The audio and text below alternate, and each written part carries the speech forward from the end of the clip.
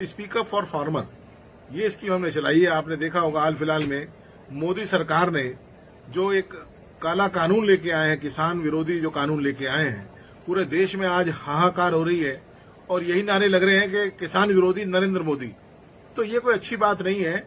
और मोदी जी का तो मैं ये कहना चाहूंगा, भाजपा का शुरू से ये रहा है, किसी ना किसी मुद्दे पर अपना फायदे की बात वो सोचते हैं।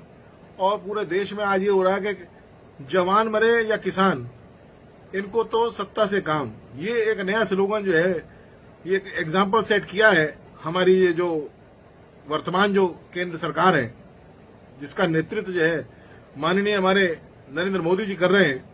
तो मैं आज इस अभियान के जरिए ये बताना चाहता हूं भाजपा की केंद्र में बैठी सरकार को कि किसानों के साथ आप ऐसा ना करें। पूरे देश के साथ आपने जो भी कर रहे हो वो देश देख रहा है।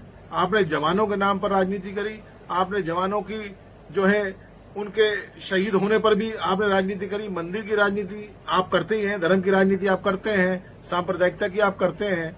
और आज आपने जो सबसे महत्वपूर्ण जो इस देश को चलाने वाला है, हमारा नारा था जय जवान जय किसान।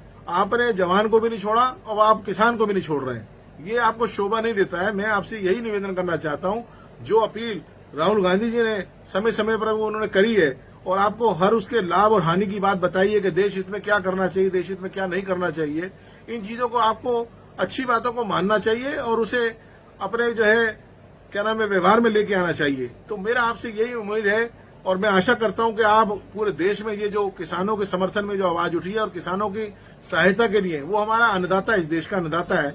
अगर वो अनाज पैदा ना करे तो ये देश जो है जिंदा नहीं रह सकता। अब आपने देखा कि आपने अनाज और सब्जी मंडियों को जो मामला आपने बनाया है, किसान विरोधी कानून जो बनाया है आपने किसानों के लिए, तो ये कोई उनको फायदा पहुंचाने वाला नहीं है। ये देश को भी नुकसान पहुंचाएगा और पहले जो है सबसे ज्यादा जो है इसका जो असर होगा वो गरीब छोटे मजदूर खेत खलिहानों में काम करने वाले किसान भाइयों के लिए पड़ेगा और कुछ मुट्ठी भर लोग हैं पूंजीपति जिनको कोई उसका सीधा सीधा फायदा होगा।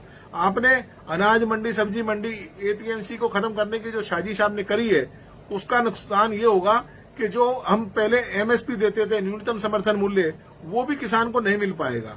और आपने इसको एसेंशियल कमोडिटी का जो एक नकाब जो पहले आपने बोलते रहे, आज उसको भी आपने हटा दिया। तो उसका ये रहेगा कि जो मजबूत जो पूंजीपति हैं, मुट्ठी भर जो आपके जो है चहीते हैं, ये लोग जो है तमाम मंडियों का सामान और तमाम मंडियों की फसल जो है इसको जमाखोरी और क्या नाम है होर्डिंग, इसको बढ़ावा मिलेगा। और इसमें क्या होगा, जनता को इनडायरेक्टली जो है महंगा सामान मिलेगा और महंगा सामान से लोगों की, आपको पता है हालात, वैश्विक महामारी जो चल रही है कोरोना, उससे वैसी ही सबकी अर्थव्यवस्था खराब हो गई है, सबकी आर्थिक हालात ठीक नहीं है। मगर उस पर ये आपने जो है उसकी आड़ में कोविड के मामले को चलते आपने ऐसी जो है क्या नाम है अमेंडमेंट लेके आए हैं, 3 सूत्री जो अध्यादेश आप लाए हैं, ये देश के हित में नहीं है। कांग्रेस आपको यही आपसे कहना चाहती है, यही अपील करना चाहती है कि मंडियां खत्म होते ही अनाज सब्जी मंडी जो है में काम करने वाले लाखों करोड़ मजदूर जो हैं और भाई ट्रांसपोर्टर हैं, गरीब जो है मजदूर हैं, उनकी आजीविका अपने आप खत्म हो जाएगी। मोदी सरकार जी ने दावा किया, मोदी सरकार ने, कि अब किसान अपनी फसल देश में कहीं भी बेच सकता है। ये कहने वाली बात है, सफेद झूठ है। ये practically it is not possible, क्योंकि 80 से 90% किसान की उपज जो है नजदीक की अनाज मंडी या सब्जी मंडी में ही जो है क्या नाम है खरीदी और बेची जाती है। और गरीब किसान किस तरीके से इस तरह का जो है ट्रांसपोर्टेशन भी उस पर लगेगी तो ये महंगा सामान मिलेगा। और एक्चुअल में जो गरीब सीधे साधे जो है इस देश के किसान हैं, वो किस तरीके से इसको ट्रांसपोर्टेशन के माध्यम से दूसरी जगह पहुंचाएंगे। अगर किसान की फसल को मुट्ठी भर कंपनियां मंडी में खरीद लेंगी तो उसका मूल्य निर्धारण या एमएसपी और उसकी कीमत का मोल भाव शक्ति जो है सब खत्म हो जाएगी। मैं समझता हूँ ये समझने वाली बात है, पढ़े लिखे लोगों को इस चीज को समझना चाहिए। गरीब किसान जो है, अनाज मंडी व्यवस्था खत्म होने के साथ साथ ये प्रांतों की आय खत्म हो जाएगी, जिस डिस्ट्रिक्ट में, जिस स्टेट में। और ये भी मैं बताना चाहता हूँ कि ये मैटर जो है, ये जो है जो संविधान का अनुच्छेद है, उसमें जो है ये स्टेट का मैटर है, प्रांत का है, उससे कोई सलाह नहीं ली गई। आपने उसमें जो है अमेंडमेंट कर दिया, अपनी मर्जी से कर दिया। इस चीज को मैं ये कहना चाहूंगा कि ये ठीक नहीं है। तीनों अध्यादेश संघीय ढांचे पर सीधे सीधे जो है संविधान की जो है ना वो अवहेलना कर रहे हैं। खेती व मंडियां संविधान के 7वें शेड्यूल में प्रांतीय अधिकारियों के क्षेत्र में आते हैं, परंतु मोदी जी ने जो है प्रांतों की कोई सलाह लेने की उन्होंने जहमत नहीं उठाई और अपनी मर्जी से ये सारा संशोधन जो कर दिया उन्होंने। महामारी के आड़ में जो ये काम कर रहे हैं किसानों के साथ, ये षड्यंत्र है।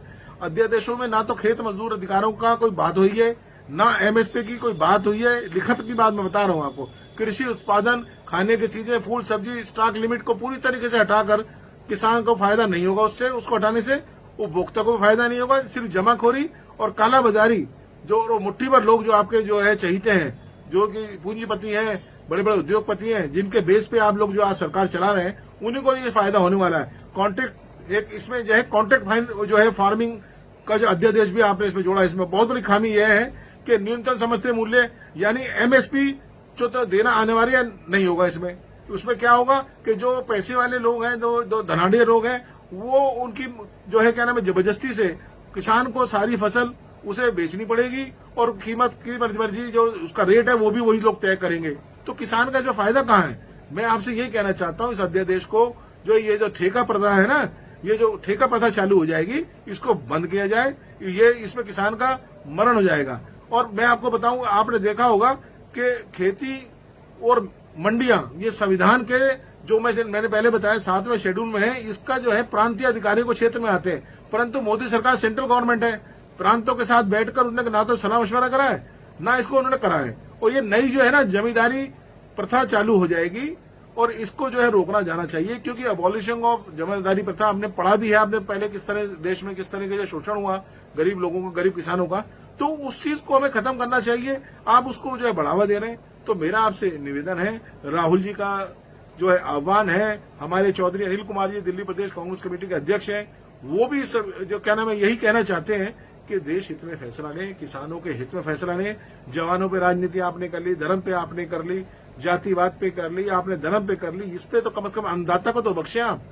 इस देश को जो है मैं समझता हूँ कि सबसे बड़ा जो महत्वपूर्ण अगर कोई है तो अन्नदाता है। वो पूरा दिन रात अपनी मेहनत करके अन्न बनाता है, अन्न कमाता है, अन्न बोता है, और तब जाके हम लोगों को ये नसीब होता है। और इस खुशहाल भारत को आप खराब करने में लग रहे हैं।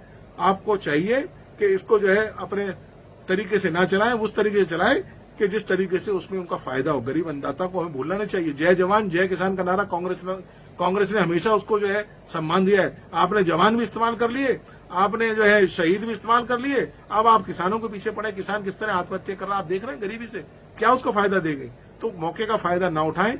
ये देश आपको देख रहा है और आने वाली नस्लें जो है इसका जवाब जरूर आपको देंगी। मोदी जी कृपा करके, भाजपा सरकार से मेरा निवेदन है कि कृपा जो है सहानुभूतिपूर्वक सोचते हुए किसानों के प्रति अपना रवैया सही रखें। धन्यवाद।